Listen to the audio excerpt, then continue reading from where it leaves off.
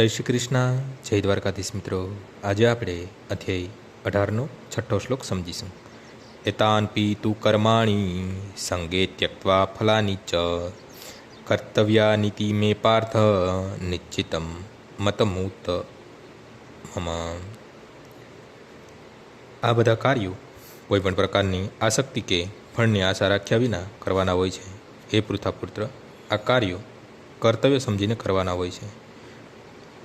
આ જ મારો અંતિમ મત છે. જોકે બધા પક્ષો પાવનકારી છે, છતાં મનુષ્યએ આવા કાર્ય દ્વારા કોઈ ફળની અપેક્ષા રાખવી જોઈએ નહીં. બીજા શબ્દમાં, જીવનમાં એ સર્વ યજ્ઞ ભૌતિક ઉન્નતિ માટે છે તેમનો ત્યાગ કરવો જોઈએ, પરંતુ મનુષ્યના અસ્તિત્વને શુદ્ધ કરનારા અને આધ્યાત્મિક સ્તરે ઉન્નત કરનારા યજ્ઞો રોકવા ન જોઈએ. શ્રીમદ ભાગવતમમાં પણ કહેવામાં આવ્યું છે કે ભગવત ભક્તિ તરફ દોરી જનારા દરેક પ્રવૃત્તિનો સ્વીકાર થવો જોઈએ.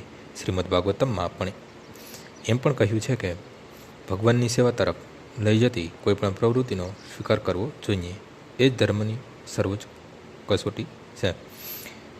ભગવત ભક્તે એવા કોઈપણ કર્મ, યજ્ઞ કે દાનનો સ્વીકાર કરવો જોઈએ કે જે ભગવાનની ભક્તિ કરવામાં સહાયક હોય.